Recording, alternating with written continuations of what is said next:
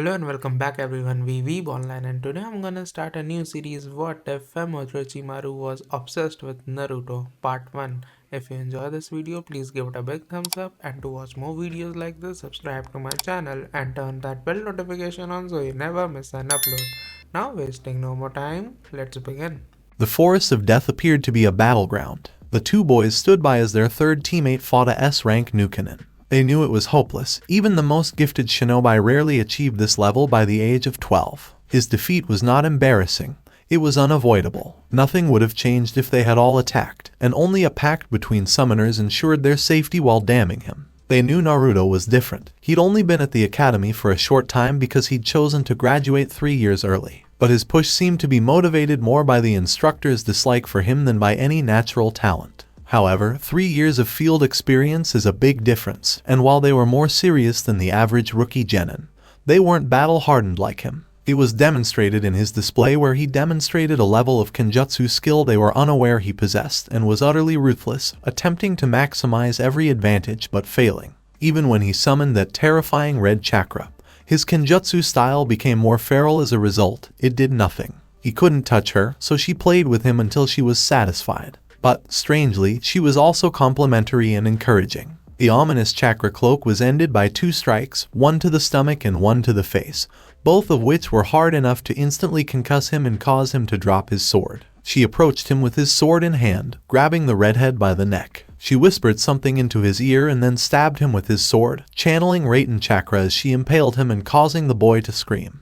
Their most powerful member had served his time. They were surrounded by enemies and faced Konoha's most heinous traitor. Their situation could only be described as bleak. "Please come here, Nara-kun and Aburame-kun." It sounded like a request, but it was clearly an order, and both boys obeyed. To their surprise, she handed them a scroll. "I know you'll report this to my former sensei when you get to the tower, but if anyone other than Naruto receives this scroll, I'll have to kill both your clans in their entirety," Shikamaru said as he accepted the scroll. She quickly left, and the boys gathered Naruto and his sword, with Shino opting to carry him on his back after they patched up his wound. They dashed to the tower, luckily encountering only minor opposition, nothing the two couldn't handle. When they arrived at the tower, they were greeted by their sensei, who rushed Naruto to the medical center while having them debrief in front of the Hokage. He walked up to the familiar gate guards. A team of 4 had shrunk to 1, but he'd changed. His eyes were tougher, and he had a scar above and below his left eye. He was disappointed to learn that Raiten chakra slowed his healing ability, but he was assured that the scar would fade in months. He checked in as required and proceeded to the Hokage Tower to give his mission debrief. Given that this was supposed to be a simple courier mission lasting no more than a week but ended up lasting a month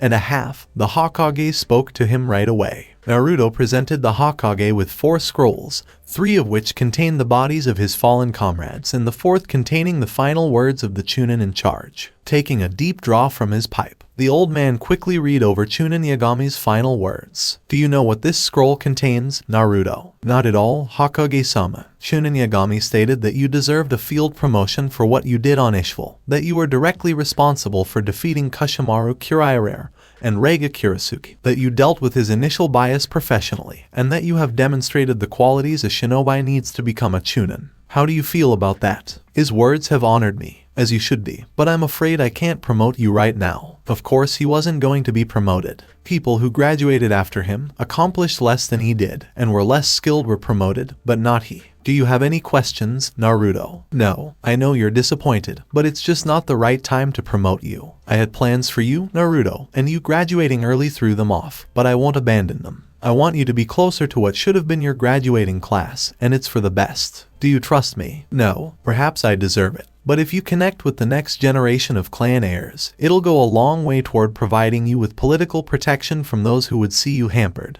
Hampered by things like not being promoted when you deserve it, like not being treated as a shinobi at all. There are those who would seek to weaponize you, and that is something I do not want to see. Then kill them. You're the Hokage. You have an army of assassins. Why not remove someone who is a threat to your rule?" A lot of reasons, Naruto, the most important being that it had turned Konoha into something it was never meant to be.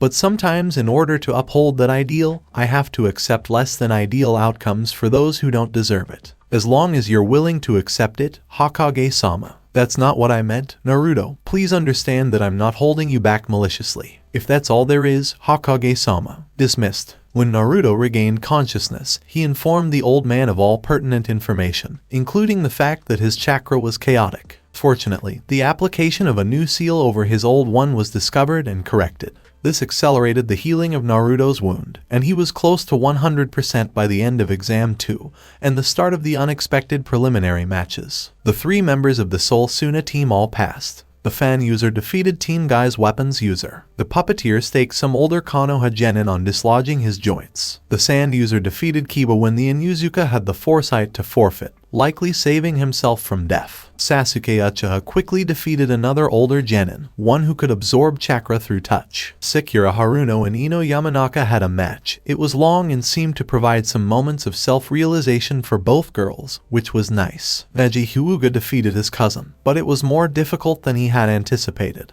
and the boy appeared irritated that he didn't get to do more damage to his cousin. Shoji was stopped from attacking Kabuto by Naruto's sound genin. Shikamaru knocked out the girl, while Shino crippled the other boy, and his 2 teammates defeated the others. It was time for the final match, which would pit him against Rock Lee. He'd heard about Rock Lee, who couldn't use nin or genjutsu but was still passed by his Jounin sensei. Naruto struggled not to resent the boy. Only by developing his clone technique did he pass the ninjutsu portion of the graduation exam. No one was there to advocate for him because he had too much chakra, but someone who couldn't properly shape theirs got the personal approval of one of Konoha's premier Jounin. It's one thing for life to be unfair. It's quite another for life to be a jerk about making it clear. Naruto didn't usually obsess over who got what he didn't. It was a waste of time, and because there was nothing I could do about it, it felt self-defeating and pointless. He wouldn't ignore the injustice, but harping on it was pointless. He has, however, been in a foul mood since his humiliating defeat. He knew he couldn't win. She was superior to him in every way, but his pride had been shattered. He couldn't figure out why. It didn't make sense to him, but it irritated him to no end. "Are fighters ready?" the sickly proctor inquired, and both boys responded positively before settling into their fight stances. Naruto in his Gauken stance, Lee with his right hand on his sword's hilt. "Hajime," he said as the 2 boys raced toward each other. Naruto won the exchange by rotating around Lee's punch and hitting him in the neck with his blunted sword, thanks to seals, with enough force to knock him into the wall. Lee would have died if the sword had not been dulled. Naruto came to a halt, fighting the urge to press the advantage. This is a Konoha nin,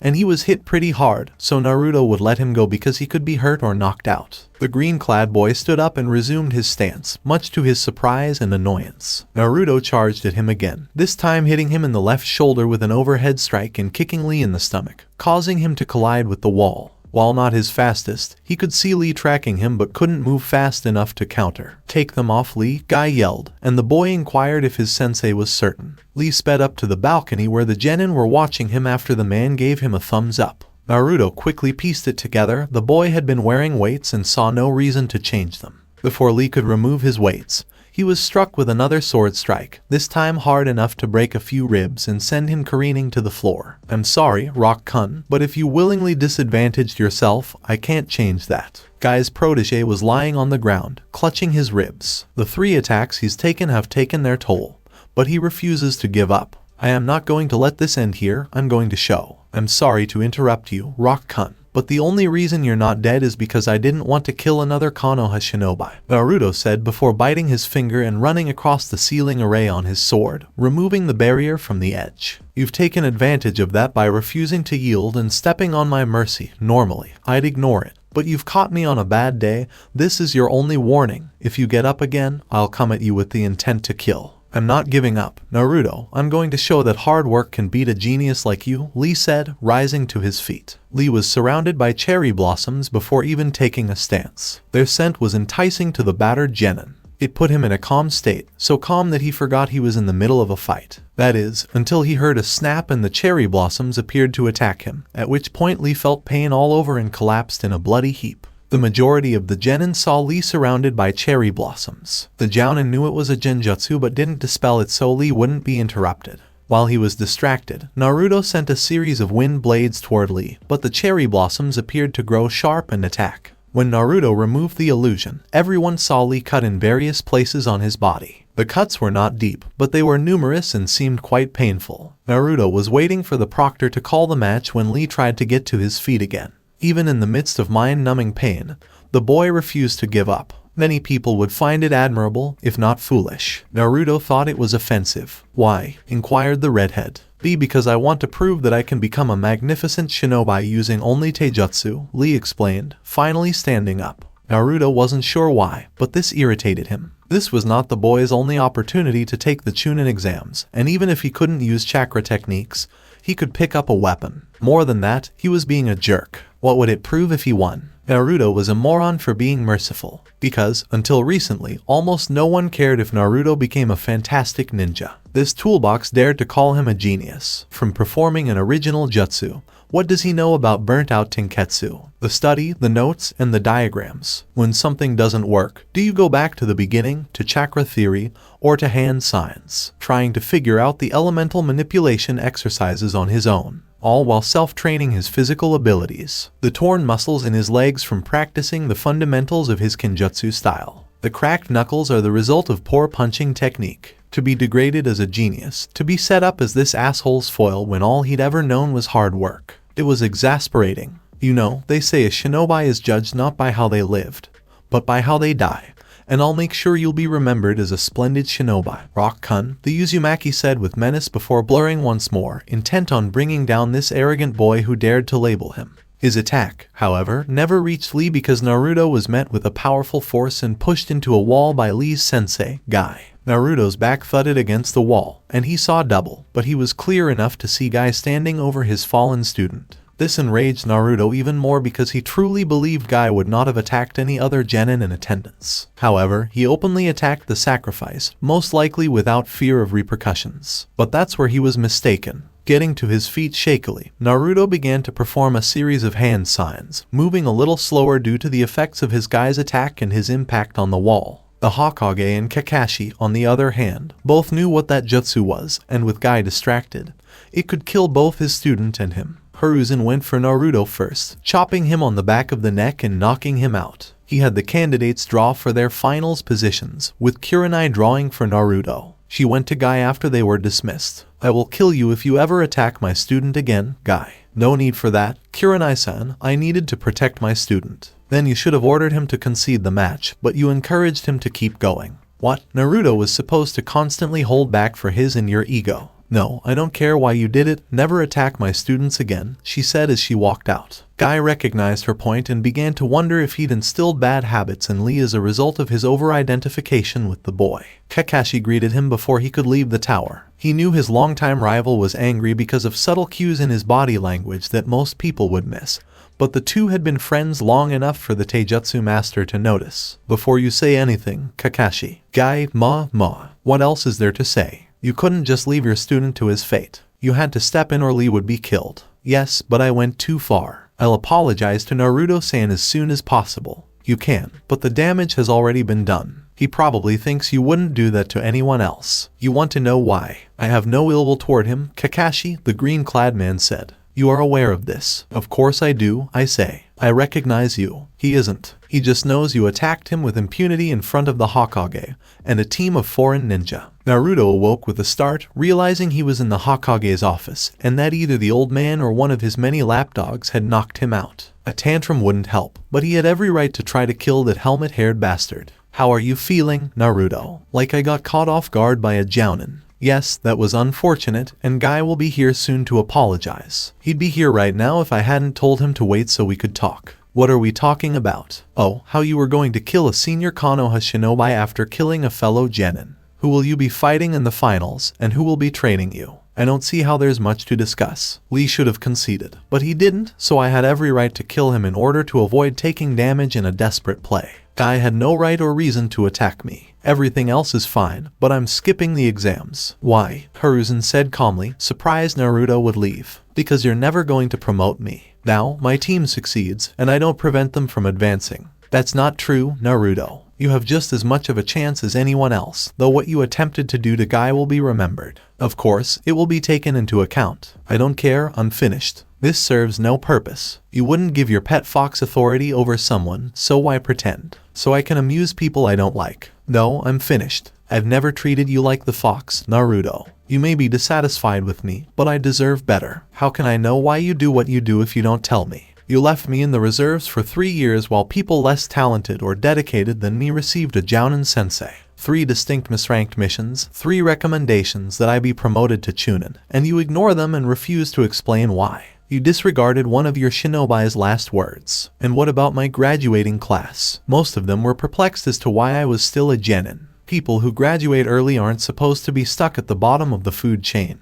They questioned my abilities, and what could I say? You were purposefully slowing me down. What a whiny a $sign hole I'd be then. It's bad enough that they all treat me as if I'm an infectious disease and tell me to deal with it. It was even worse when you lied to my face but told me to trust you. But now you're refusing to give me what I've earned and expect me to be happy about it. Hiruzen knows Naruto is correct. The boy has no reason to trust him. He is keeping things from him, trying to hide his past misdeeds, done with the best of intentions to protect the village and Naruto.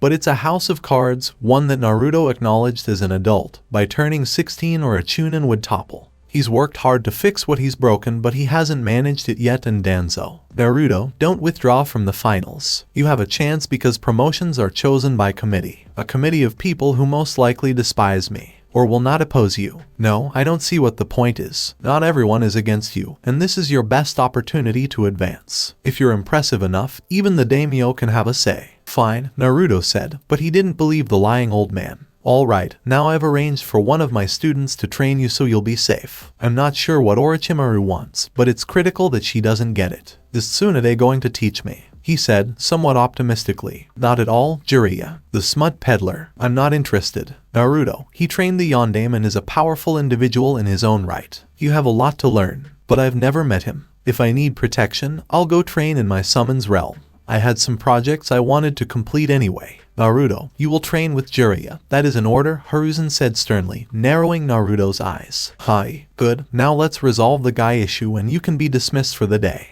Naruto left his meeting with the Sandaime and went to an isolated training ground he'd been using for years. He was curious as to what and why the missing nin would give him. He also wanted to be certain that if it was a trap, it would only affect him. He may dislike many Konoha residents, but he does not want them dead. Mindless slaughter is not his style. He activated the seal on the scroll and read the contents. He immediately recognized the handwriting. It was the same handwriting of the scrolls he would periodically receive with advanced material he couldn't get from the shinobi library. Never any specific techniques, just theory or helpful hints. He always assumed the scrolls came from a Konoha shinobi that couldn't reveal themselves, but if it came from Orochimaru, what does that mean? The scrolls, outside of the guidance of the Panthers, were the greatest sources of help in his development as a ninjutsu inventor. He couldn't understand why she'd help him. This felt like the old man. A game was being played but he didn't understand the rules or how he fit in. He was just at the whimsy of others and he hated that feeling but didn't know how to break free of it. He decided to just look at the material. True, he needed a plan but it wasn't going to come to him now, so he'd focus on something he could do. The scroll listed a technique, the impure world reincarnation, which was created by the Nidaime. It can bring souls back from the dead but requires a live sacrifice and genetic material from the one you wish to bring back. Enclosed in the bottom on the scroll was another sealing array, one for storage. He unsealed the contents to find 2 vials of blood. This was beyond creepy. The vials themselves contained a note and he could only dread what the lunatic snake summoner had written. Those with power create boundaries to hoard and safeguard their power. Those without power stay within the boundaries to stay in favor of the powerful. Freedom is pushing against and through all boundaries, allowing your ambition to be your only master. Chakra is poorly understood but the potential is limitless. However, our understanding is hampered by what many would call profane or forbidden. Most shinobi are content to live in ignorance, to have a child's understanding of the very force they depend on. But I saw something different in you, a desire to understand like I have. That is why I've helped you and you've yet to disappoint. I chose to ignore decency and ethics in my desire to understand this energy and our world. I walked in the darkness without a single regret. But I want to see how far you can go while in the light. This technique is powerful but it is not perfect. You may want nothing to do with it. You may find it offensive, so I've given you an extra incentive to improve upon it in your own way. The Sandaime has withheld many things from you, not just your status as Jinchuriki. If you want to know more about your past, about your clan, then the blood contained in these 2 vials will do it. Just remember, keeping people ignorant is not a method of protection, but control. Don't let anyone control you. Break free of anything that holds you back, burn it down and kill it if you must. I look forward to seeing how far you get by month's end. It could be a lie. He says it but doesn't believe it. He needs to know what these people know, but he can't sacrifice people, not even to know more about his origins, but she was confident he wouldn't have to. He needed to focus on this, but with Jiraiya training him it is going to be difficult. The sensei of the Yondaime must be a real taskmaster. No, he wasn't. He was a lazy ass that put forth minimal effort, and was constantly distracted with any halfway attractive woman around. Naruto would be annoyed, especially since this man was clearly here to be his watcher more than his trainer, but his negligence was beneficial so Naruto wouldn't complain. Though, he'd rather train with Kurenai-sensei since she actually gives a damn and has been helpful coming up with intensive chakra control exercises for him. She, however, was called away on a special detail which Naruto found a little convenient. So, he was stuck with this idiot as a trainer. What were they working on? Initially it was going to be summoning until Naruto informed him he already had a contract. But he was insistent Naruto sign the Toad contract too, so the Elder Toads and Bagheera, the boss of the Panthers and Naruto's personal summons, were hashing it out, so nothing more to do there. Drawing on the Biju chakra, he can already do that, and how can a non-Jinchuriki that has never trained one help him? So, the last project was the Rasengan, the Yondaime's personal jutsu. It would be useful as an attack jutsu and helping him in perfecting pure shape manipulation. It was also a decent chakra control exercise. He was still on the second step after 2 weeks, not because he couldn't go farther, but he was slow playing Jiraiya. No sense in doing this faster than necessary. Naruto practiced it while he sent an overcharged shadow clone to the Panthers to unravel the impure world reincarnation. The key to Naruto's understand of the jutsu was to remove the mysticism from it and think of it as a chakra exercise. The soul was not being called back. The genetic material was a bridge. It contained both the yin and the yang chakra of the person being returned. The sacrificial body was for the additional yang chakra. The seals not only called back the yin but helped convert the sacrifice's yang into a compatible half of the returned person's yin, making it reminiscent of their true chakra imprint. This also somewhat explains how they can repair the damage. The pure yin chakra is constantly creating or recreating their form. So, Naruto reasoned, he needed a vessel of his pure yang chakra he could get. This meant attempting pure yang release. There isn't much written on it. What he could find states that some have a natural affinity for it but are unaware, and chalk it up to other things, like those gifted with yin release make excellent jinjutsu practitioners. It can be trained, but it starts with being able to separate the yin and the yang within one's chakra. Some accomplish this through visualization, seeing the yin and the yang emerge from various points and calling upon one source or the other, and with no other known method Naruto opted to try it. Success has been varied. He knew without Kurenai previous sensei's help he'd have no hope of accomplishing this, but now that his chakra control was better, his flow almost calm, he could focus it enough on separating the most basic elements from each other. Truthfully, if he didn't have this deadline, given to him by Orochimaru herself, he'd probably be doing better. He isn't very calm as he has too many questions, and he believes figuring out an ethical and pure world reincarnation will help get them answered. But even if it does, what does it all mean? She made her way through the forest at a clipped pace. Being late was not an option. It was never an option. Also, the sooner she got there, the sooner she got this over. She doesn't know how to feel about her master, as gratitude often wars with low-level terror. No time to think about it now, she reassures herself. All she has to do is give her report and continue on with her day. Even if the guilt becomes suffocating, she chose her path. She arrived at the designated meet and waited. There was no point in trying to find her. She'd reveal herself when she was ready. And she appeared right behind her. She was impressed she managed not to jump in fright. Immediately she began kneeling, as is expected of her, causing the woman to laugh before speaking. So prompt, as usual. Hi, well, what do you have to share with me? He is being trained poorly by Jiraiya and appears to be unhappy with the arrangement. Jiraiya seems more like his watcher than his sensei. The woman nodded at those words. What else? Every morning before his workout he sends a shadow clone with approximately half his chakra somewhere with a panther summons. Their realm. He must have his shadow clone training in secret so not even Sarutobi can spy on him. Clever boy. Is there anything else? Once he's done training with Jiraiya he practices his kenjutsu, does a light workout and then heads home. There he does research until several of his summons meet with him. I'm assuming they are performing surveillance of his competition. I scouted the other finalists. All but Shino-kun and Shikamaru-kun have subtle but unnatural shadows following them, and none have appeared to notice. Hyukuku, you've done well. I want you to cease your surveillance. It won't be necessary any longer. But what? I thought you'd be relieved to no longer have to spy on him. Don't tell me you're nursing that silly little crush, she asked, but her subordinate didn't answer. You are. Tisk, tisk, tisk.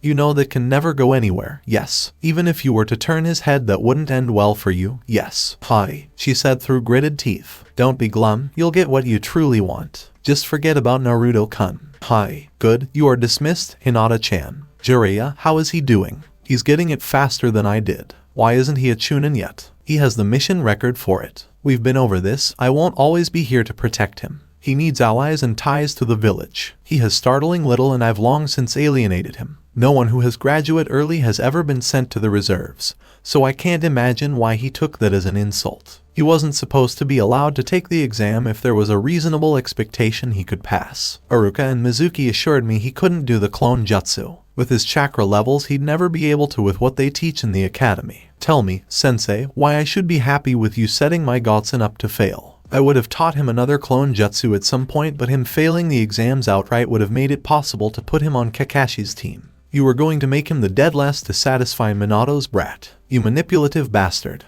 Is this why you've had me stay away for so long? So, I couldn't see the strings you were pulling. Enough, Jiraiya. You were needed out there. As of now, Naruto has very few connections to the village. He seems to like his teammates and his sensei, but they've only been together for 6 months. That's hardly enough time to sway him should he decide to leave. He wouldn't leave, he's no traitor. I hope you're right, Jiraiya. It was 3 days before the finals and Naruto had finally done it. It'd take some time to perfect it, even more time to develop his yin release, but as of right now, he could perform purely yang jutsu, and it was time to attempt the impure world reincarnation. He got time off from Jiraiya once he demonstrated you could perform a completed Rasengan, which he has to admit is a damn fine jutsu. He was in an isolated clearing in the Panther realm and had a barrier erected just in case things went poorly. He had contract seals at the ready but didn't want to put the control seals mentioned in the scroll. He took some deep breaths, calming his nerves. Yang release, shadow clone jutsu, Naruto said, then started the ritual for the impure world reincarnation. Once he was sure he had it complete, he performed the hand signs and whispered, summoning. Impure world reincarnation. Naruto didn't have to wait long for the jutsu to take effect, as each of his young clones were encased in an ethereal glow. Soon, both started to change their shape, taking on the forms of those called back. Naruto was shocked to see 2 women with hair similar to his, though neither had his blue eyes. Both women looked confused, as if a haze had yet to be lifted. They noticed each other first, both shocked. Maito-sama, divided by Kushina-chan. Both questioned before they looked at the boy before them. Maito was silent and confused. She had no clue who this whiskered cheek boy could be, but in her peripheral vision she could see Kushina trembling, as if trying to not cry. Sachai, is that you, Naruto? Where are we? This doesn't look like Konoha. I'm Naruto and this is the realm of the Panthers. My summons, but what do you mean, Sachai? Naruto wasn't dumb, but after being denied information about his parents his entire life, the idea that he'd just brought his mother back was unbelievable, though the woman hugging him fiercely was quickly putting his disbelief to rest. It was sad, but Naruto couldn't ever remember being hugged before. The feeling was indescribable. I'm your mother, Naruto. Didn't Hiruzen tell you about Minato and I? How has your life been? She blurted out, finally releasing him. The old man said he didn't know who my parents were. My life. I was a pariah growing up. Not even my academy instructors liked me, so I graduated early, at the age of 9. The old man didn't put me on a genin squad for 3 years. Naruto explained before something clicked. Wait, Minato. You don't mean? Yes, Sachai, the yondaime was your father. I hope you don't hate us for what we did. I argued against it, but Minato was convinced you'd need the Kyuubi to defeat the man that attacked us the night you were born. I don't hate you. I guess I just wish things had been different. Almost everyone treated me like I didn't exist. Naruto-kun, Maito spoke. She hated to interrupt this moment between mother and son, especially since Kushina must have died almost immediately after giving birth, given how weak a Jinchuriki's seal becomes during childbirth, but she needed to know how he brought them back. She was familiar with Tobirama's abomination and lonely childhood or not. She couldn't accepted someone being sacrificed to return them. Hi, did you perform the Edo Tensei? Hi, Sachai, no, you can't just sacrifice people. I didn't. I used a shadow clone made with Yang release. He quickly explained. Oh, that was very creative. My Sachai is a genius, Maito-sama. Actually, I'm not. I just work really hard at and don't give up. Nothing genius about that. I don't know about that. Naruto-kun, Tobirama never came up with this and he invented both jutsu. Seems obvious in retrospect, but the best insights do. Maito said. Aura, you knew the nickname. Yes, I did. He was my brother-in-law. I'm Mito Senjuni Uzumaki and your predecessor. How so? I was the first Jinchuriki of the Kyuubi. Kushina here was the second. Or you both hated, too. No, Sachai, no one knew we contained it. Then I don't understand why Saru-chan would tell others. Mito said before a realization hit her. Naruto-kun, if you didn't know who either of us were, why did you summon us? Orochimaru gave me the jutsu to figure out and said if I did I'd have answers about my history. You're Orochimaru's student. See, you are a genius. She wouldn't bother with someone untalented. No, she's a missing nin and considered Konoha's greatest traitor for illegal experimentation on villagers. He said, to receive a fist to his skull. Why would you trust the word of a missing nin? Because I was desperate. The old man keeps me in the dark about everything concerning my past. He's manipulating me and I don't know why. I need all the information I can get in case. In case what? Sachai. In case I need to abandon the village. He's already denied me a Chunin field promotion 3 times and never once explained why. I don't trust him and I don't like the villagers, so I need to make arrangements. Is it really that bad? Kushina asked, shame filling her for what she allowed to happen to her son. The villagers deny my existence. They've never hit me or anything, but I know I'm not wanted and being stuck as a genin isn't raising my profile. I don't get it. Why wouldn't Hiruzen want you to be a Chunin? Yes, you get more authority and can take on dangerous missions, but rookie Chunin are hardly exposed to top secret documents or state secrets. Kushina said. Mito sat quietly, piecing together everything she knew about Konoha law and what Naruto told her, and came to a conclusion. I think I may know why, but it doesn't make sense for it to be the reason. She started, and proceeded to explain her theory. Hiruzen never much cared for the daimyo's satellite residence, the place he stayed when visiting Konoha. It was too ornate for his tastes and gave the feeling of being both too open and claustrophobic. He was curious why the daimyo had summoned him. The two usually speak after the exams are finished. They had a good working relationship but weren't close, not like Hiruzen was with the man's father or how he was close to Minato. He arrived in his sitting room and was surprised with Danzo was there as well. Hiruzen bowed to the daimyo and took his seat. Immediately he felt off as someone. Hiruzen reasoned one of the guardian ninja, activated a seal, and Hiruzen felt his chakra become suppressed and out of his control. He saw Danzo came to the same realization. This was a trap. They had both been restrained and while strong, given their advanced age they were weak without their chakra to buttress the ravages of time. Thank you both for arriving so promptly. There is a matter we need to address and I didn't want either of you to do something foolish, like try to manipulate me with a stolen sharingan, the daimyo said while staring at Danzo. The man couldn't hide his shock and cursed he couldn't summon his root to extract him. Your shadows are already dead, Danzo. How dare you come to my residence with armed guards and try to hide their presence from me? Foolish old man. Hiruzen, you've allowed this relic to become arrogant, among other things. What do you mean, daimyo-sama? Oh, all will be explained, but first I need to tell you a story. A little over a year ago, Tsunade paid me a visit. She actually requested an off-the-books meeting as she needed what was discussed to remain a secret between her and I, of course, was surprised. Tsunade hadn't been involved in shinobi affairs in decades but never acted contrary to my interests, so it was neither here nor there. When she arrived, she relayed to me a story of her own. How she'd met a young Uzumaki boy, said he was dragged to her by a large, talking panther that requested her help. She was able to save him but not his Chunin leader. She spoke to the boy, asking subtle questions, and coupled with what the Chunin said before he succumbed to his injuries, she concluded the boy knew nothing of his clan or parentage. Apparently, he was a pariah due to his status as a Jinchuriki and his ostracization was near universal. She said he claimed he had existed on his orphan stipend until he graduated.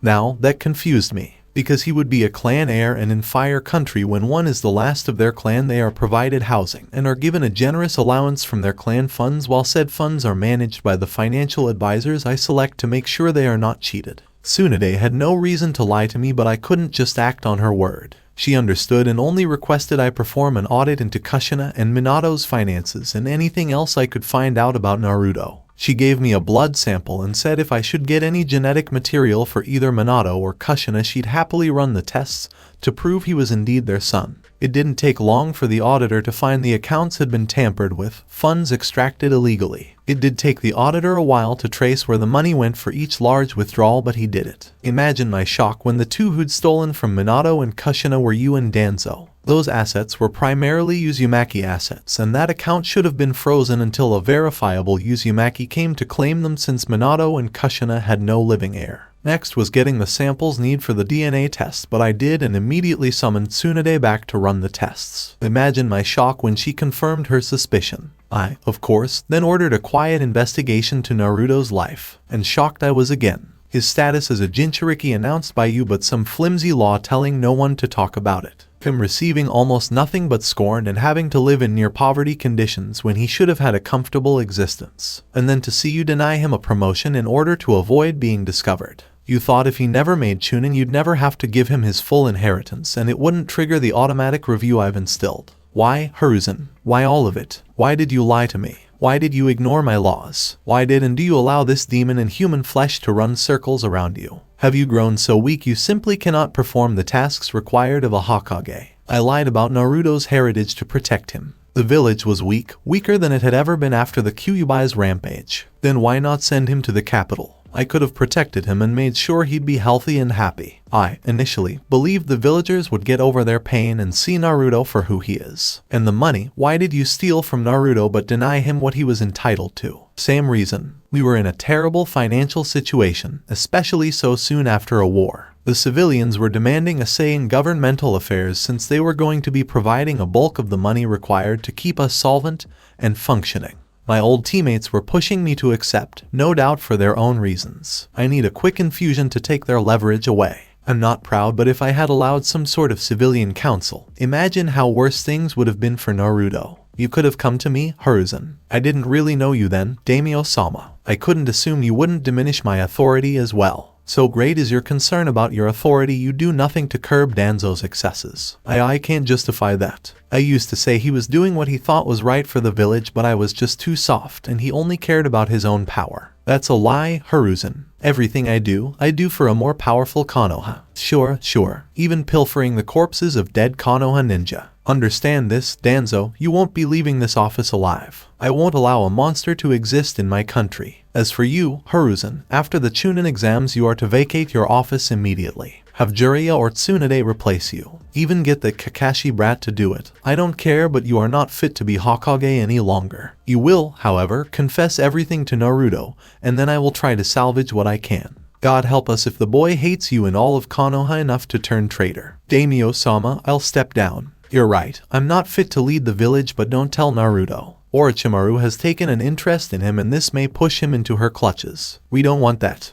No more delays. It's bad enough you ignored my law, and I know this isn't the only instance as I only have to go to the Hyuga compound to see an example of forced servitude, but I'll be clearing that up after the exams as well. No, Naruto will be told everything and given the promotion he so richly deserves. I am so ashamed of you, Hiruzen, and I imagine Minato and Kushina are as well. The stadium was packed and brimming with anticipation. All contestants but one were present, but Hiruzen couldn't focus on that. His mind had been elsewhere since he was stripped of his position, even if it hadn't been made official yet. He was ashamed of how far he'd fallen, of the lies he told to others and himself. He had soothed his conscience by assuring himself he'd done what was best for the village, but that wasn't the truth. The daimyo even mentioned how his asymmetrical alliance with Suna was starving the village and how it was making Rasa desperate. The daimyo took it upon himself to speak to his Wind Country counterpart to make sure Suna got enough funding. Hiruzen was creating an enemy, one with motive to attack them, and the exams would have been the perfect time to do so. He'd lost a step both mentally and physically. It was time, he realized. It had long since been time. He sat awaiting the arrival of Rasa and this new leader from Odo when he watched the two arriving together, chatting as if they were old friends. As the two sat beside him, Rasa offered his greeting and Hiruzen returned it, formulaically. But when he heard the leader of Odo speak, his blood ran cold and he was about to summon his ANBU and attack when she stopped him.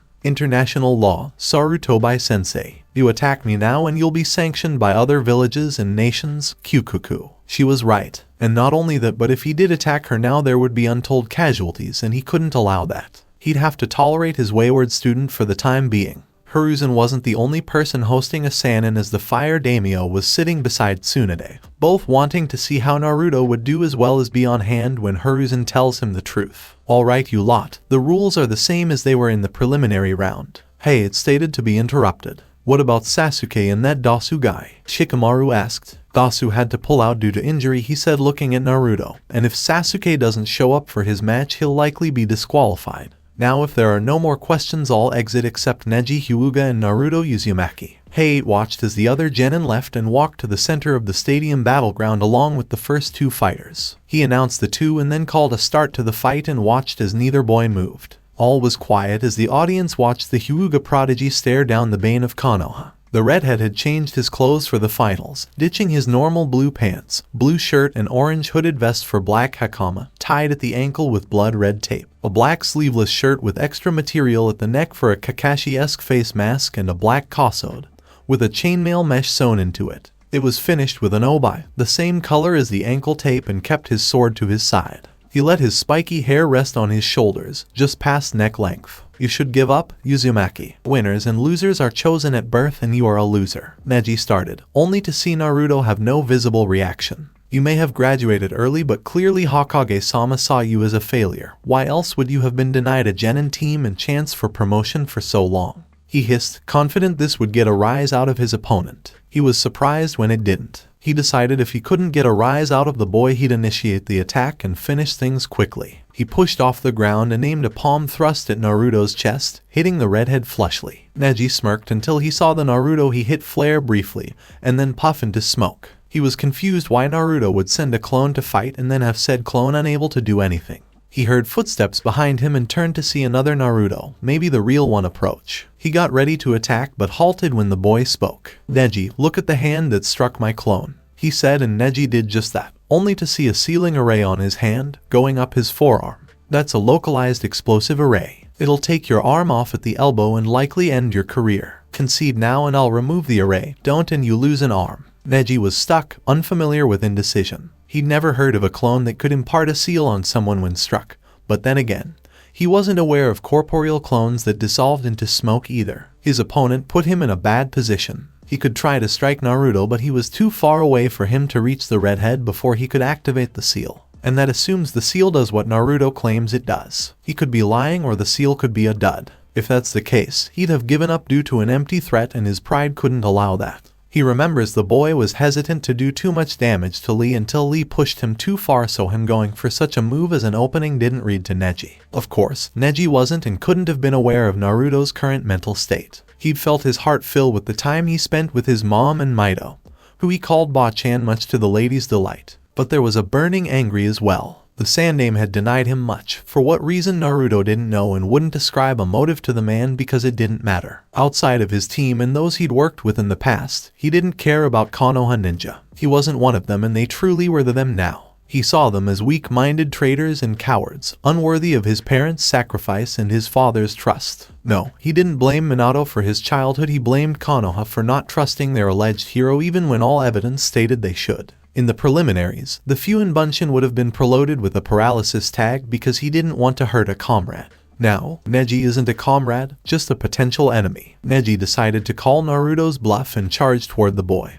He didn't have to wait long to realize his mistake. A quick flare of chakra is all it took, and suddenly the arena was filled with the screams of Neji as he clutched what was once his arm. It was lucky for him that the position of his arm didn't allow bone fragments to fly into his eyes, but he did have some burns and cuts along his side and leg. Hei quickly called an end to the match and called forth the Mednin. Naruto silently retreated to the contestant area. Both Shikamaru and Shino gave him a nod of acknowledgement and he formed a small smile. That was quite vicious. Hiruzen Dono, what jutsu was that? Rasa stated. Fukoku, vicious indeed. It appears Konoha can still turn out real shinobi every now and again. Hiruzen ignored his student as he began to answer Rasa. Indeed, but Naruto gave him a chance to concede. A shinobi shouldn't make empty threats, and Neji had no reason to call his bluff if he couldn't recognize the array. Also, I believe Naruto-kun calls that a Fuin Bunshin. He was inspired by the Yondame's ability to apply seals with just a touch, but has taken it to new level. Such advanced seal materialization. He certainly has my vote for Chunin, Orochimaru said. I must agree. While short, he did enough and revealed very little of his abilities. Rasa added. Hiruzen simply nodded. The Jounin sensei were quiet at the end of the match. Truthfully, none knew what to expect out of the match. Neji was hailed as a genius, whereas rumors circulated that Naruto had killed 2 rank shinobi in a single mission. However, he kept most of his skills hidden, though demonstrated an impressive amount of kenjutsu skill against Guy's clone. That was most unyouthful, Lee exclaimed. Seeing his rival defeated and maimed by the same boy that so easily defeated him was hard to accept. Guy-sensei, we have to get to Neji, Tenten said, but saw her sensei shake his head. We'd only be in the way. Neji is going to need a lot of help and the Mednans need to be focused. As far as it being unyouthful, he was given a chance to submit, just like you were. It is, at times, laudable to not give in, but as a chunin you need to know when to back down for the sake of the mission and your comrades. I don't fault Naruto. He told Neji exactly what would happen if he attacked again. You're okay with what he did. That was a comrade he crippled. Tenten yelled. Yes, it was a comrade he tried to spare. Tenten, what would you have him do? Hold back and allow Neji to continue attacking. Seeing the girl refuse the answer, he continued. Neji put his health on the line in the belief Naruto wouldn't hurt him. Like you, Lee, he was going to take advantage of his mercy. The difference is, this time Naruto didn't give more than one chance. As such, Neji's injury is my fault. I've instructed you poorly if none of you know how to stand down when you're outmatched. Kai finished, sounding more subdued than he ever has. Asuma and Kurenai could see he meant every word, and while Kurenai still had some negative feelings toward the senior jounin, she wouldn't wish the belief you failed your students on anyone. You think he did enough for a promotion? Asuma asked. I hope so, he's clearly ready. I've let him run some of our C ranks and he's done well. He's clearly paid attention to what other chunin did when he was stuck in the reserves. Kurenai answered. Close by the jounin sensei sat Anko. She'd never really had an opinion on her fellow pariah, not until she had expressed an interest in him. She was one of the few that saw the footage of their Kenjutsu battle before the cameras cut out. He wasn't on her level, nowhere near, but he was good, willing to change tactics on the fly to keep a superior opponent guessing. He also didn't hesitate to go for the kill. Normally, that kind of ruthlessness would be something Anko praised. But Orochimaru taints everything and Anko couldn't help but be wary of the container. She didn't know why Orochimaru was interested, but it couldn't be for anything good, and given the boy's experience in the village, he had the signs of a flight risk, one that may run straight to the snake. His willingness to, potentially, end the career of a fellow Konoha ninja demonstrates how little connection he feels for the place. Orochimaru will exploit every weakness to get what she wants, and to Anko, Naruto looked like an easy get. Heiei was instructed to delay Sasuke's match and to move through the rest of the order. The next in line was Shikamaru and Temari. Shikamaru complained a lot about having to fight a girl, wondering if he should just forfeit.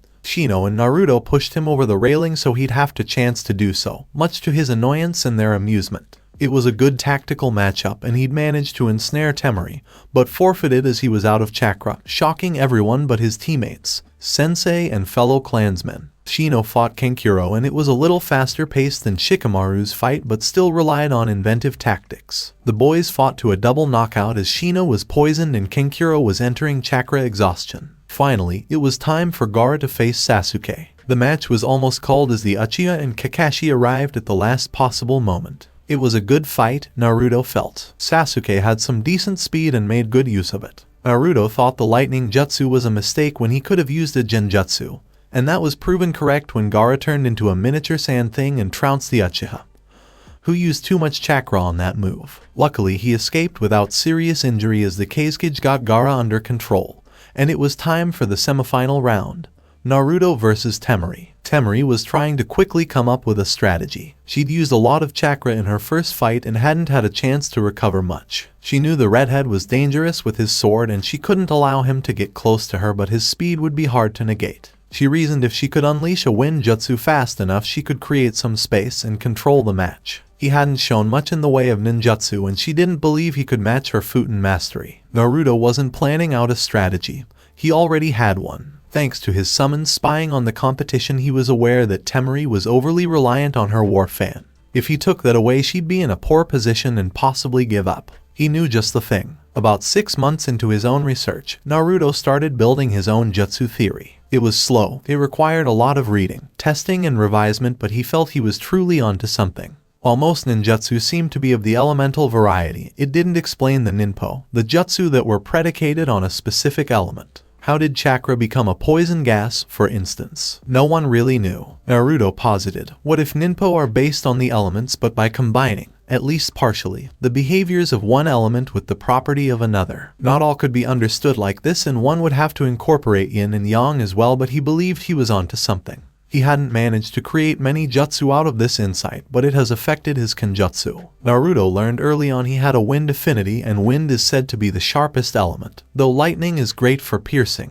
Naruto wondered what would happen if one took the sharpening process from wind and incorporated lightning's high frequency sound. You got sound, and the better he got at grinding wind faster and faster, the closer he got to what became his supersonic blade. This type of chakra flow is the sharpest, not even a vacuum blade compares. This was the key to his plan. Temari was about to lose her main weapon. Hey called a start to the match, and Naruto blurred in front of Temari, not giving her a second to react. She just had time to start to open her fan before she heard a faint ringing in her ears. Next thing she knew, her fan was in tatters and she had a sword to her throat. Yield, the shorter boy said, and she quickly complied. Many in the crowd had trouble following the action. They saw Naruto blur from view and then a series of flashes before he appeared beside Temari and her fan was cut up. The Chunin and Jounin, however, could follow it and were impressed. Asuma was confused. That was wind, but it didn't behave like wind, Asuma said. What do you mean, Asuma? Guy asked. Kirin already knew about his supersonic chakra flow technique but saw no need to expound on it. Wind chakra is created by sharpening your chakra to a fine point and unleashing it. That's why it's ideal for cutting.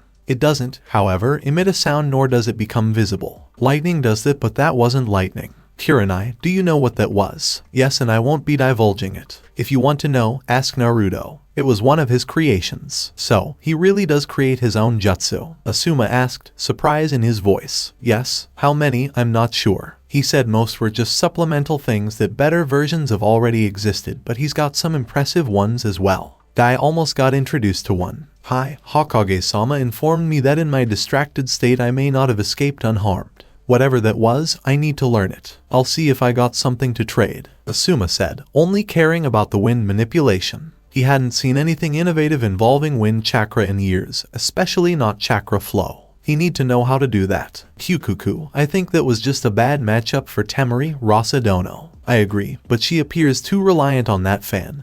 Definitely Chunin material, but I'll have to work with her on that. The Uzumaki's sword skills are impressive and he's fast. He must have been training his speed and sword techniques for several years to be at that level. Hi, I believe Naruto-kun picked up Kenjutsu his second year at the academy. Oh, then you have some really good Kenjutsu instructors, Rasa stated, which caused Orochimaru to giggle, much to Hiruzen's annoyance. No, he self-trained until he became a summoner and trained those skills with them. Either way, he is quite skilled. I wonder how he'll fight Gaara. Kyukuku, I wouldn't be shocked if he forfeited. He's certainly earned a promotion. If that's the case, I expect you out of my village within the hour, Orochimaru. Why so hostile, Sarutobi-sensei? She said with a grin on her face, annoying the Sandaime further. Fine, I'll vacate. No need to cause an international incident. Naruto was on the arena floor, debating if he should forfeit this next match. He'd proven all he needs to, and if the old man doesn't promote him, no one can say it is due to a lack of skill or ability. That makes this match completely pointless. Another part of him wants to stay.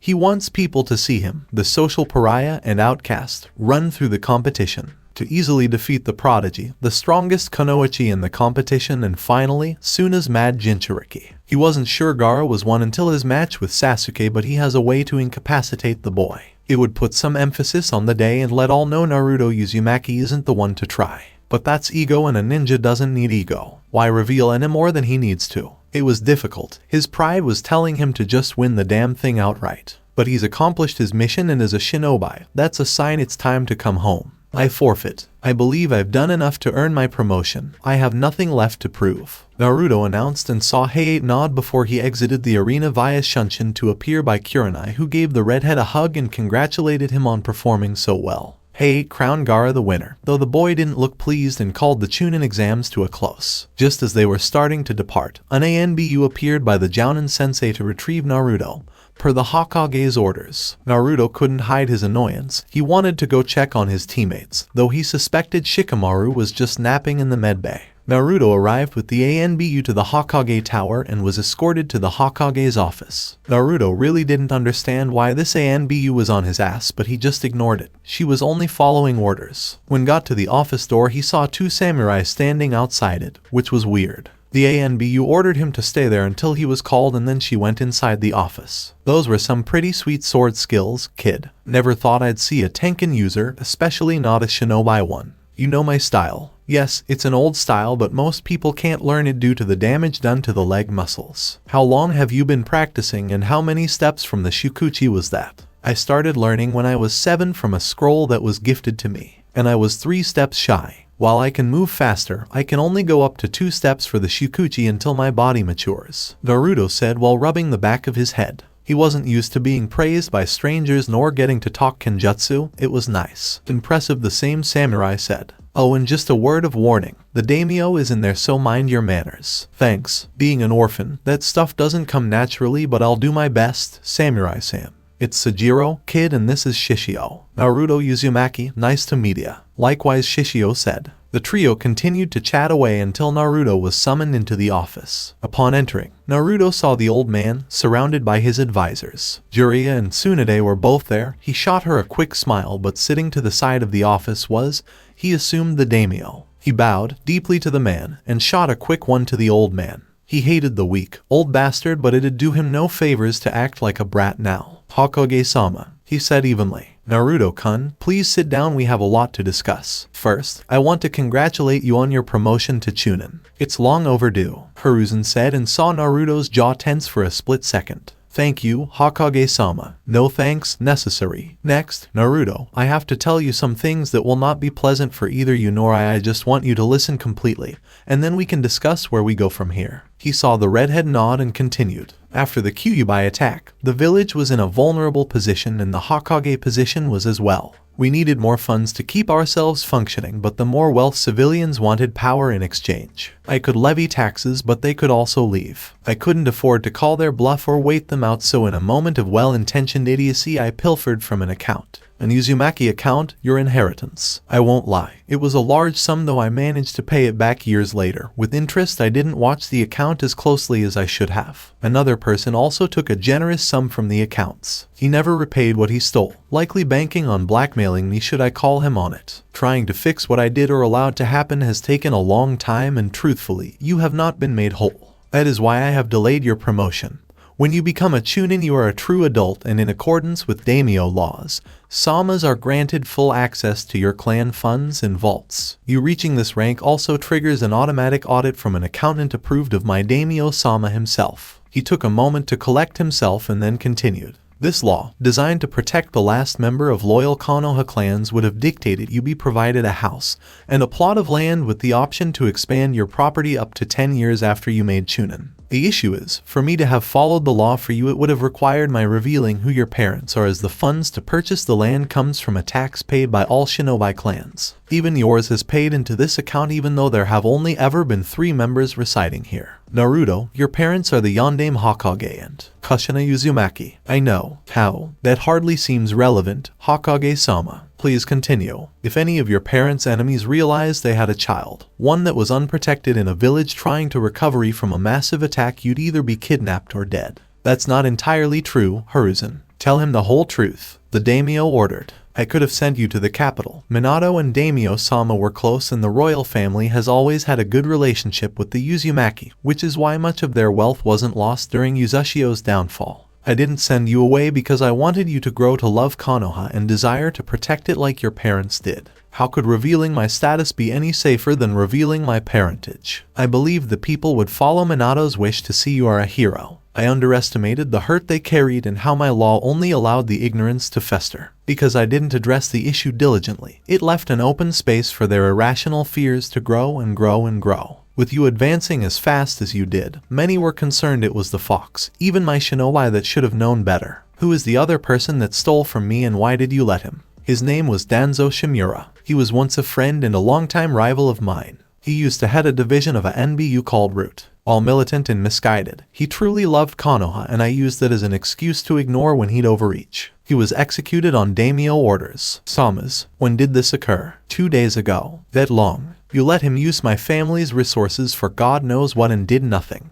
I won't lie to you, Naruto, I've held the seat for too long. I've been soft when I should have been firm, too trusting when I should have been suspicious, and too passive when action was needed. I've wronged you because of this, and you may not believe me or you may not care, but I am truly sorry. I know I've driven you away because of these secrets, and I won't ask you to understand, but I truly was attempting to do what was best for everyone. Naruto didn't bother responding. Whether it was true or not was irrelevant. He'd suffered because of this weak, old man, and he'd not have any of his excuses. So, what happens now? I'll answer that. You will select where you want your compound to be and have my personal architect design the house with you. We'll get started on construction as soon as possible. Hiruzen will be holding a meeting of the clan heads where he will not only inform them of your heritage, your new residence, but some other things as well. Naruto, I cannot apologize enough for what you have been deprived. You may not hold much affection for Konoha or even Fire Country, but I hope you'll allow me to rectify that. I truly respected Minato and was quite fond of Kushina. Thank you, Daimyo-sama. Now, I believe Tsunade and Jiraiya wish to discuss some things with you, so you three are excused. All three bow and Hiruzen gives Naruto a ticket to pick up his Chunin vest from the armory. The two leaders spoke a while more until there was a knock at the door. Hiruzen, there is one final thing you're going to have to do, and this is going to hurt more than anything else, the daimyo said before giving permission for the individual outside to enter. In walked Orochimaru that instantly put the Hokage on edge, ready for an attack. Calm down, Hiruzen. She is here at my invitation. Orochimaru has provided me proof that everything she did she was ordered to do by Danzo, and seeing as how you did virtually nothing to stop him, she shouldn't be held responsible for the orders of a superior officer. As such, effective immediately,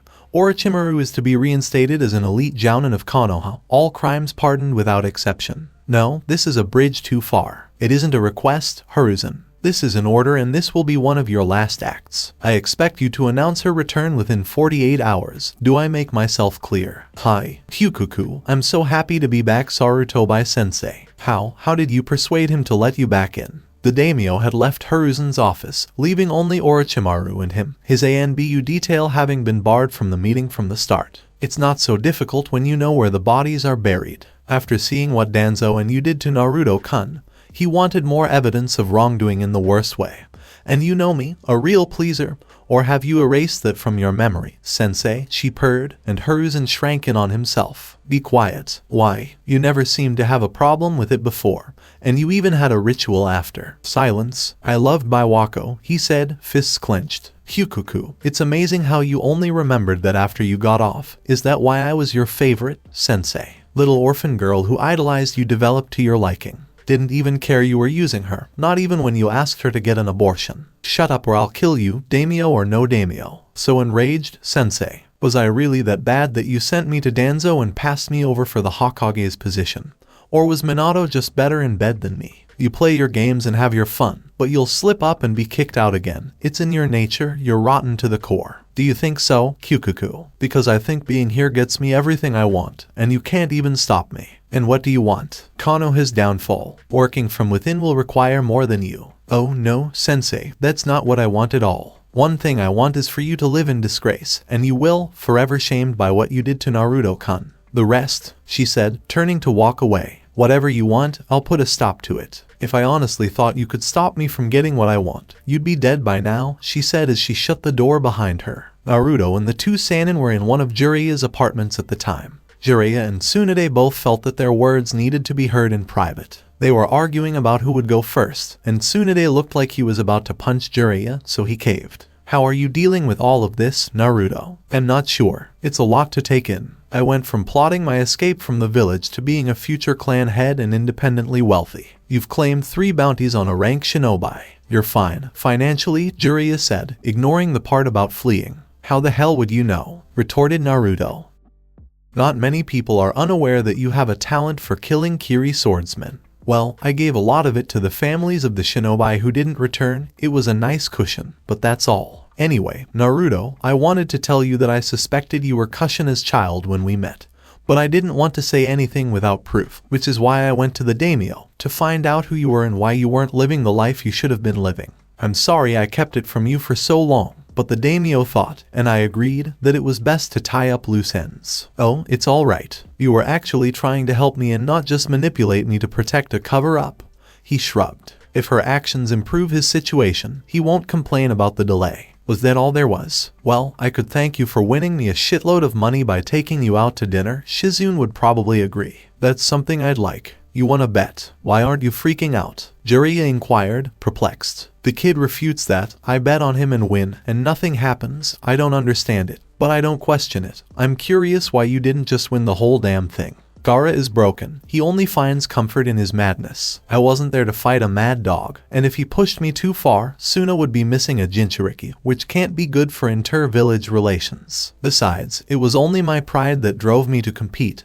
But what is pride to people who have perfected the art of fighting cowardly? That's an interesting take on shinobi, Tsunade said. I suppose so. That's all I wanted. Come to the Senju compound tonight at 8 p.m. and we'll figure something out from there. Hello, see you later, she said as she exited the apartment. Jiraiya stood there gawking at Naruto, completely misreading the vibe. Alright, enough of that. I've brought you here to tell you that I'd like you to be my apprentice. Ah, thank you. It'd be an honor. But I think I'll decline, Naruto said, surprising both Sannin. What do you mean, brat? Do you know how many people would kill to be in your shoes? And how many of those spent a month training with you? I'm not saying your approach isn't valid, but it's not for me and I still have a Jounin sensei. But she can't prepare you for what's to come. And what's next? The Akatsuki are a group of S-rank shinobi who want to abduct all of the Jinchuriki for some unknown reason. How long have you been aware of this? I've known about them since Orochimaru joined, but I only recently discovered their goal of collecting the Jinchuriki. And knowing this, you wasted a month not being fully engaged. Why would I think otherwise? All I wanted was for you to figure things out for yourself. I'm a jutsu creator. Have been since I was 6. Please don't insult me, Jiraiya. Asking technical details about a jutsu I'm trying to learn isn't an unwillingness to work independently. Maybe that bit of information would have been applicable to another problem I'm currently having or something down the road. We can't know what will and won't be relevant at a later date. Okay, I could have been a little more helpful, but I was testing your resolve. I was pursued for 2 weeks by 2 of the 7 swordsmen, and I've proven my resolve. What is your resolve? I killed both of those swordsmen out of sheer force of will. Alright, Gaki, what do you think I should have done differently? You could have practiced my taijutsu. Is it harmful? Isn't it telling you that you don't know? I wouldn't call it bad. I train in the Panther's preferred style, but facing different, more experienced opponents would be beneficial. My first instinct is to go to my sword or ninjutsu. I can end fights quickly that way, so my taijutsu skills aren't as sharp as those are. You appear to be acutely aware of your flaws. There's no reason not to be. As for your offer, I'll think about it. Is that okay? Sure, brat, but don't think too hard about it. No problem. But I have to see my teammates later, pervy sage. Don't refer to me as a brat. Naruto, contrary to popular belief, did not despise hospitals. He despised the odor, but who would enjoy the odor of disinfectant? He'd developed a love of reading early on, so whenever he was in the hospital due to an injury, he'd just relax and read. The hospital staff was strangely accepting of Naruto because he didn't cause himself any trouble, and was actually a good patient. They didn't mind or whisper behind his back because he was just a normal boy with unusual interests. As a result, when he heard, "What are you doing here?" he asked, not as an insult or an expression of hostility. "Ono, Sato-sensei, I'm just dropping by to see my teammates." That'd better be why. Because if I have to treat you for Tenketsu burnout one more time, I'm going to wring your neck, the brunette said. She was the first person to treat Naruto after a Raiten jutsu escaped him. She fussed over him like a mother hen rather than a doctor, which was nice if unusual for the redhead. "I heard you kicked someone's ass, Naruto." "I did well, winning my first 2 matches but forfeiting the final." "Good, you're not one of those battle junkies looking for tougher opponents or anything." "No, I'm too lazy for that. I want all my enemies to be weak so I can defeat them and return to my books." "You sound like an elderly gentleman, Naruto." "I suppose I do," he chuckles. "But do you happen to know where Shikamaru, Nara, and Shino Aburame are?" "Actually, I do, since Shikamaru is faking. They're in the same room. Just go down this hall and it's the last door on the left." "Thank you very much, Sato-sensei." "No worries, Naruto, just stay out of mischief or else." Hello, he said as he walked to his teammate's room. When he arrived, he saw Shino staring off into the void, likely having a conversation with his allies while Shikamaru pretended to sleep. He pretended to sleep a lot for a notoriously lazy boy. "Hey, guys, troublesome," resulted in Naruto receiving a tick mark. "Hello, Naruto-san." Regardless of how many times Naruto tells Shino that he doesn't have to be so formal, he is. So he's given up for the time being. "Do you feel better, Shino?" "Yes, my allies were successful in neutralizing much of the poison. I am only present as a precaution. Thank you for your concern." "Of course, we're teammates. How about you, Shikamaru?" Still pretending to be exhausted by chakra. "Not all of us, you troublesome redhead, are walking chakra batteries. You're a nuisance, team." "No, you are. I used to think blondes were the epitome of troublesome. But I was wrong. I even discussed it with my father, and he gave me a knowing look. You clearly descend from troublesome people." "You're right, I do. My name may mean Maelstrom, but I'm an eternal flame, Databeo." "Oh, Kurenai, your cute little students are so much cuter than mine. Would you like to trade?" A voice from outside the room asked. They're downright adorable, Kakashi, so I think I'll keep them. Shino adjusted his glasses, Shikamaru muttered troublesome, and Naruto scratched the back of his head. Well, just be careful around Naruto and his Raiten jutsu, because he's not very good with them. You suck at teaching Raiten, Databeo, Naruto exclaimed, his hair falling in distinct tails. Is this about the lightning puppy again, Naru-chan? Immediately, his demeanor shifted from righteous rage to embarrassment. You said you'd never bring that up, so shut up. No, I didn't say I would, but having embarrassing stories about Rookie Chunin keeps them humble. Did you get promoted, Naruto? Furanai inquired. Hello, the old man just told me a few moments ago, but I don't think it means no one else has a chance. He just confirmed my early congratulations were exchanged, and Naruto and his team settled into friendly banter while Kakashi excused himself. He looked back at Kurenai's team and realized that, while he genuinely wanted to be involved in Naruto's development, this was most likely the best team for him. A supportive team with no egos and people who are too intelligent to succumb to blind prejudice. His team is good, they've figured out their roles after a lot of work, so he can't complain. But he hasn't felt the same joy as when he watched an 8-year-old Kushina clone shock himself trying to master the fundamentals of Raiten manipulation. Naruto realized that spending time with people he actually liked couldn't last when he was summoned to a council meeting by an ANBU, the same one who escorted him out of the arena. He didn't think the old man would go through with the inheritance so quickly, but he figured it was better to get it all out of the way. He assured his team that he would tell them everything when they next met and made his way to the meeting, not wanting to make a bad impression. When he was allowed into the room, he was greeted by the sight of the clan heads of Konoha's major clans. From Aburame to Hyuga, Tsunade and Jiraiya were also present, though Tsunade's presence as Senju clan head made sense. Even the old man's advisors were present. The leaders of the major clans were all perplexed as to why they were there, and, more importantly, why he was there with them. We have a lot to discuss tonight. Well, I have a lot to tell you all. I ask for no interruptions. First order of business. Many of you have suspected the truth but never outright confronted me, which allowed me to violate the clan survival act passed by the daimyo. Naruto is the true heir to the Uzumaki clan. His parents are Minato Namikaze and Kushina Uzumaki. He will be getting the domicile he has. I'm curious if you're sure. Yes, he looks exactly like Kushina, but do you have proof he's Minato's son? Hayashi inquired. I'm not sure I understand your implication, Hayashi-san. He wanted to make a good impression, but he won't let some jerk slander his mother. Before that happens, there will be some fighting bastards in here. I'm just doing my research, Naruto-san. No, you're being a jerk, and if you keep implying Kushina was anything less than a faithful wife, I'll break every bone in your body. You being a Hyuga doesn't absolve you from responsibility for your words. Remember that, Hayashi, Tsunade added. That's all there is to it. There is proof, and it has been accepted by the daimyo himself, so you have no reason to doubt it. Is there anything else? Will you tell us why? Shiba inquired. Yes, there are several reasons, the most obvious being that the son of Naruto Namikaze would have had assassins after him before he could walk, and I truly wanted to protect Naruto from that, especially since I didn't know if I could fully trust my shinobi to protect him. Many of the shinobi reacted angrily to the accusation. I don't think that's fair, exclaimed Tsum. She may not have done much for the boy, but she would never just let someone kill him, and she would never believe any of her clan members were capable of such an act. The clan heads all agreed silently, taking offense at the implication. Naruto suppressed a scoff but didn't hide his disgust at their act of outrage. Do you agree, Naruto-san? Shiba inquired. The shinobi of the village, in general, were less discriminatory, though the primary reaction was to treat me like a primed exploding tag they'd rather not be near. Some were more ignorant, some less, but the consensus seemed to be they'd rather I not be anywhere near them. Also, I just had a man imply my mother was a whore to my face as if it weren't offensive. That was my reality, so whether or not any of you from Naruto's point of view, it's easy to assume that some people would willingly look the other way while he was kidnapped or murdered.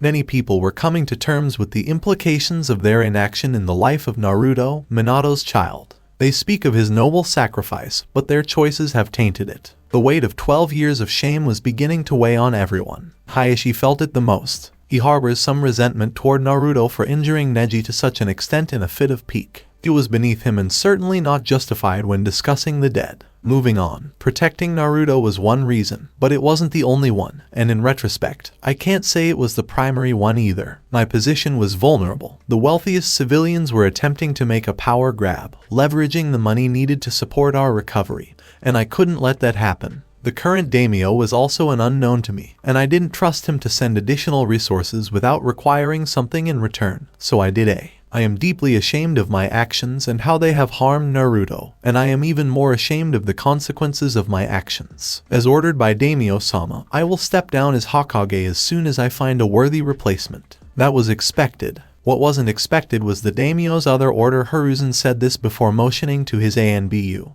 who quickly left and returned with a cloaked visitor. Take off that ridiculous cloak, this isn't the time for games, Hiruzen yelled. Hyukuku, so mean Sarutobi-sensei. The familiar laugh and timbre shook the majority of the room. Orochimaru, the white snake, had arrived. Konoha's most heinous traitor was present. The Ino Shikacho leapt into action, attempting their well-honed containment formation. Hayashi and Tsum took taijutsu stances. As the Hokage clearly summoned the notorious traitor, Shibai wondered if he was surrounded by idiots. Hiruzen had warned Tsunade and Jiraiya that he was about to deliver some shocking news, so despite their surprise, they did not attack her. Naruto simply desired to depart. How should you feel about someone who stabs you in the gut but also gives you the ability to communicate with your deceased mother? He had no idea, so he hoped he could become invisible through sheer force of will. All of you sit down right now, Hiruzen exclaimed, attempting to regain control before things got out of hand. All, albeit reluctantly, obeyed their Hokage.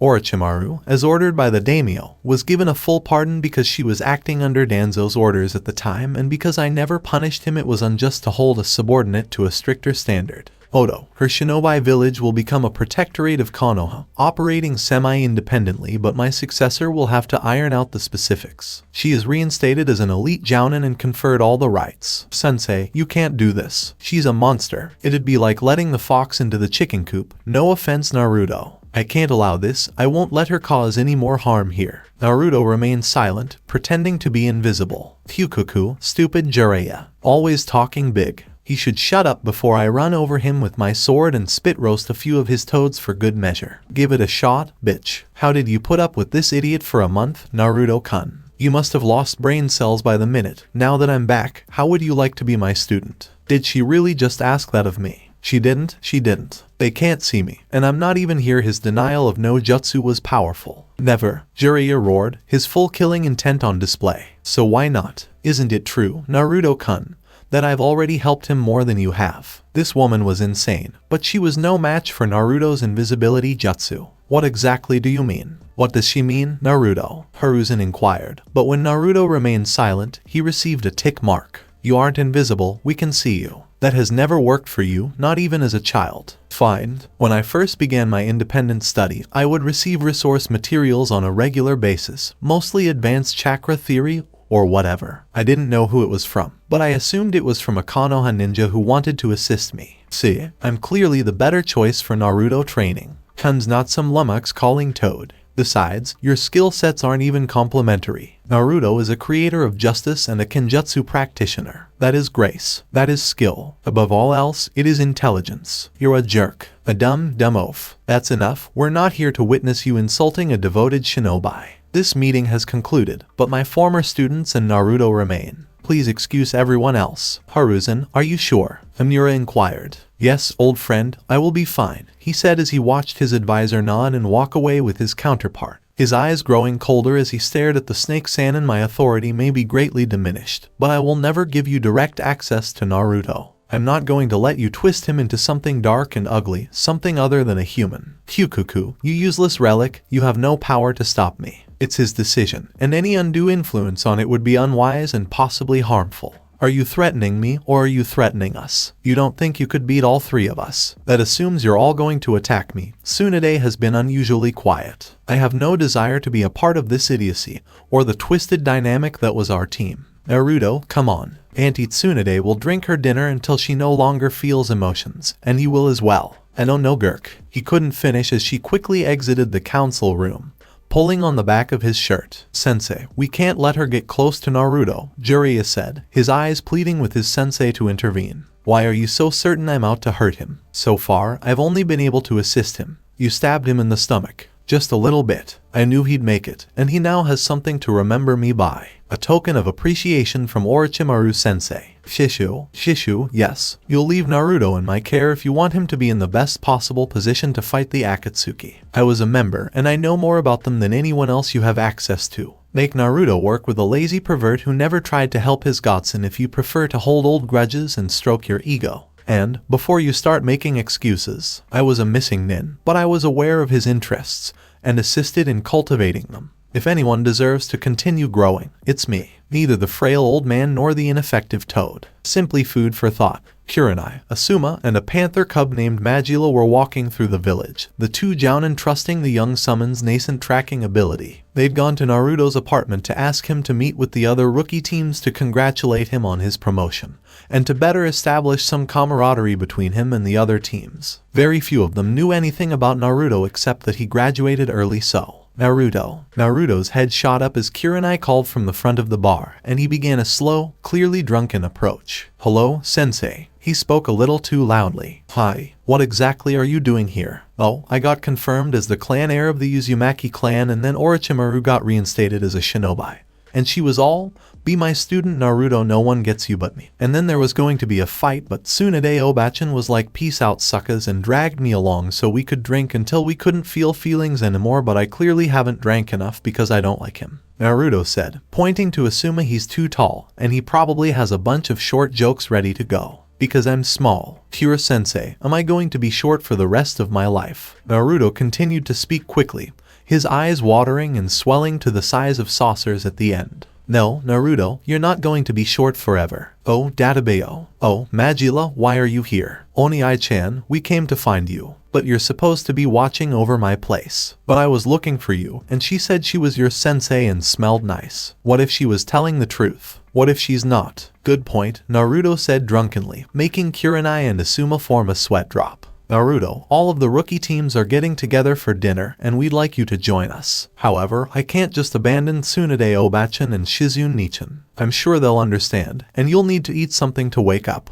I'm not going to take no for an answer." Hi, the new Chunin said before returning to his table. They watched as the two women gave him a brief hug and the three shinobi and one summon left. Once they arrived at the restaurant, Naruto made a clone to take Magila back home. She wasn't really a guard. Bagheera just wanted the two to get used to each other and bond. "Sup," he said, leaning back, not knowing why walking made him feel more intoxicated. "Naruto-san, are you inebriated?" "Yes, teammate Shino, I am very drunk." "Troublesome. Shiko, I haven't even done anything yet. Let me first do something. All it takes is a little time. You can't think of a single difficult thing I've ever done. You chased me for 3 hours with 6 of your summons. You need to work on your cardio, and I gave you some motivation. Fear for one's safety is quite motivating." "Shikamaru-san," Shino added, earning Naruto's approval. "See, Shino understands. I'm glad everything is just a big joke to you." A bun-haired girl cut in, glaring at Naruto, drawing the attention of everyone at the table. "I'm sorry, have we met before?" "No, you just attempted to murder both of my teammates." "Nani?" Naruto was perplexed. "Lee and Neji," Shikamaru said, filling in the blanks. "Oh, that is not correct. I only attempted to murder one of your teammates. I had intended to injure the other." "Very distinct. And does that make it better? We're supposed to be brothers." "Then they should have admitted their comrade had beaten them and given up.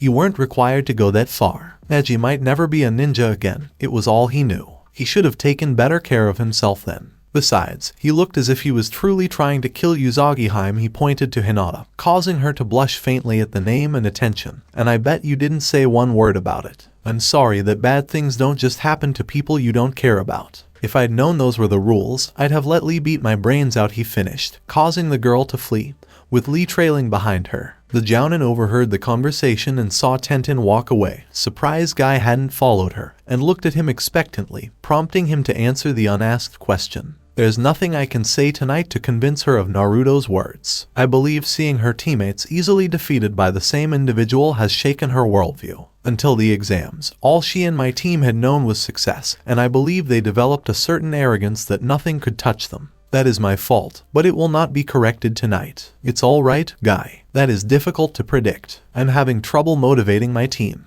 There is no obvious leader among them. Ino is simply bossy, but she is also the weakest. Choji is too gentle to take command, and Hinata, despite her strength, does not appear to want to push them. This team will be over by the time they all make Chunin. Assuming they do, his father had expressed concerns about overspecialization and decided to take inspiration from Tsunade, moving to have every team have a tracker, a containment specialist, and a heavy hitter, with one member also able to fulfill a support role. Kakashi argued hard for Naruto to be his tracker, his summons ideal for it, but Iruka and the Sandaime cited potential personality conflicts. Uchiha went through rigorous ethics training as they approached graduation age, which was one of the only reasons other ninja could accept sharing a village with someone capable of taking their hard work. They weren't known for stealing the jutsu of allies, because they didn't. However, given Sasuke's desire to kill Itachi and the lack of ethics training, he may try to steal from Naruto, justifying the need. Apparently, Sasuke was too much like Hayashi, which would either harm Hinata's development as she became insecure or show further signs of emotional abuse, or she'd snap and try to kill Sasuke because she couldn't kill her father. As a result, he got Sakura. The Sandaime argued she was a blank slate and could be molded to fit nearly any role, outside of tracker, but being on a team with the object of her affections. The rest of the evening passed without incident, with the rookies chatting away, and Naruto, finally sober, decided to head to his apartment to unwind. That, however, was not to be as he sensed a presence in his apartment. Activating the emergency seals, should someone penetrate his initial security, Naruto walked in to see an amused Orochimaru on his couch, petting Magila, who was purring happily. "Hello, Oniai-chan," said the panther cub. "Is my chakra supporting this strong gravity seal?" "Hyukoku, you are impressive," observed. "Thank you. What exactly are you doing here, and how did you get here?" "She let me in," Orochimaru said, causing Naruto to sweat drop. "He's going to have to make her more suspicious of people." Magila spoke up in her defense, sensing his silent recrimination. "She smells like your scrolls, so I assumed she was fine." He had to concede her point. It wouldn't make sense to keep training materials from an enemy, but he'd have to withhold some snacks even if she pouted. He wouldn't break this time. "As for why I'm here, if you could release me, I'd be delighted to tell you." Naruto deactivated the secondary seals while reactivating his primary, reasoning that if the old man let her back into the village at the daimyo's request, she wasn't here to kill him. He took a seat across from her at his desk, waiting for her explanation. "Why are you so far away?" "I'm not a biter. However, you do stab." "I do. But it was a necessary lesson for you to learn." "And what was the lesson?" "Is it painful to be impaled? Being overly noble will lead to your death." "You didn't give me much of a choice." "Yes, I did. You could have attacked me as a team, and as they distracted me, you fled," she said, seeing Naruto's disgust. "Ah, you'd never do that, would you?" "I would not. Accept that the path leads to pain. You'll never abandon your comrades, will you? Put their safety ahead of yours. Then accept that you will sometimes suffer as a result of it." "Did my little love tap cause you to reconsider anything?" "No." "Good. We don't want you to change too much, but we also don't want you to be blind to the consequences of your beliefs. So, Sensei-sama, arigato. Your wise words and even wiser actions have humbled me. I think I like it better than Shishu. Yes, I believe I'll have you call me that when you become my student." "I have not replied. I haven't made up my mind." "Hyukoku, whatever you decide, don't exclude the middle," she said, and he quirked an eyebrow. But she just smiled, as if to say it'd make sense soon. "So, back to why I'm here, did you solve my little puzzle?" "Yes." "How did you obtain my mother's and Mito Senju's DNA?" "Naruto-kun, I'm a world-class ninja. I don't think there's much I can't do." "Right. So, how did you do it?" "I reduced the jutsu to its most fundamental components, yin and yang. It summons the yin energies of the dead. It requires a yang counterpart. The body and DNA act as a beacon to attract the yin while also assisting in the merging of the yin with a foreign yang." Orochimaru listened intently to his words, her brilliant mind racing through explanations until her eyes widened slightly. "Yang liberation. Yep, I was able to do it through pure yang release channeled into a shadow clone. So you're ready to do yang release now. How far have you progressed with it?" "I was just the shadow clone. I was on a tight deadline, and learning to balance my chakras to yang took the majority of the month." "What occurred? What happened to them?" "Both of them returned to the pure world. Mito felt her time had come, and she has all of her family with her outside of Tsunade. Aika-chan was conflicted, but she ultimately thought it was unnatural. The control seal, it appears, can distract them from it because they have orders to follow. But when they retain their free will, there's always this sense that something is wrong and shouldn't be there." "What about the foreign yang?" She didn't seem to have any moral reservations or concerns about balance or anything. She simply stated that she felt wrong." "Fascinating. What are you going to do now?" "I'm not certain. I know I want to work on yang release more, but the Edo Tensei," with a shrug, he said. Don't give up completely. Minato perfected the Hiraishin, and you can perfect the Edo Tensei. Why do I have to learn zombie jutsu? The randomness of the draw. Well, that's all I had to ask you, so I'll leave for the night, she said as she sat Magila on the couch. Don't stare at my ass on your way out, she said, making the boy sputter much to her delight. Naruto stared at the lone panther cub as she walked away. Magila, we need to talk about you doing whatever is asked of you in exchange for a pretty face or a pleasant scent. Do you think she's attractive? Not the point. So, no snacks and no belly rubs for a week for dereliction of duty. Oni-chan. 3 days had passed since the end of the Chunin exams and Orochimaru's official reinstatement. The Sandaime announced her return to the entire village the next day, and it did not go well. The civilians were terrified because the Bugu woman had returned to dissect them and their children.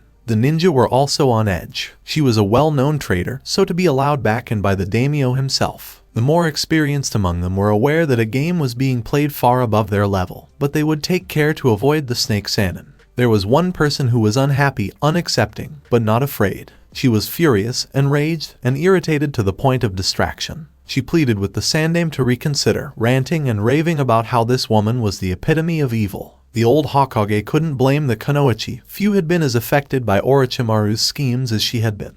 But his hands were tied. She realized he couldn't or wouldn't do anything, so she went on a binge to cope. Her friends tried to help, but there was nothing they could do. The situation was simply unchangeable, and if Anko attempted to attack Orochimaru, she'd be stripped of her Kunoichi status and possibly imprisoned, if the Sannin didn't kill her outright. None of them were used to seeing Anko in such distress, and they despised their inability to console the normally upbeat Kunoichi. Kurenai's team was ordered to remain on light duty because 2 of her team members were still being considered for promotion. The Orochimaru fallout had delayed final decisions, and Naruto needed to attend to clan business. This enabled her to remain by her friend's side, attempting to sober her up with her favorite treat, Dango. Do you feel better now? As long as she's alive, there's nothing better. Perhaps there are long-term missions you could be sent on to get some space. I'm not running from her, Kurenai. Never from her. Then what, Anko? You can't keep acting like this. You'll only harm yourself and those who love you. I don't know. I feel helpless. How did she get the daimyo on her side? It makes no sense. I don't know. I feel helpless. How did she get the daimyo on her side? It makes no sense. What do you mean, Anko? She has an interest in him. I'm not sure what it is or why it exists, but it exists. And the kid is about as attached to this village as that Neji is to his right arm. Naruto would never betray the village, or his team. Maybe not now, but before. Hidden heritage, stalled career, and the majority of the villagers still disliking him. You think a few people are enough to keep him in hell? Nah, and I bet she knows that too. She'll have her hooks in him before you know it, and he'll be twisted just like she is, Anko said, and was promptly slapped in response. You don't get to talk like that about my student. Naruto is nothing like her. I wasn't either until she influenced me, as you'll see. Magila was running madly, remembering to use the shadow walk that her 2-sama had taught her. She needed assistance. 2 strange men entered the apartment not long ago. One attempted but failed to pass through security. The small cub was shaken by the presence of one of the men. It felt oppressive and overwhelming. They mentioned trying to find her Oni-chan, so as soon as she noticed they were gone, she fled through a secret exit to seek assistance. She smelled 2 familiar scents, one of which was his sensei, but her presence didn't seem to match those men, so she went in search of the other lady who smelled like a snake and gave really good tummy rubs. She kept running until she found the woman in a cafe with another person. She jumped on the table as she approached, causing the boy to tense up and prepare to attack. Kabuto, stop, the lady said. Now, little one, what appears to be the problem? 2 men were looking for Oni-chan. One of them had more chakra than Oni-chan.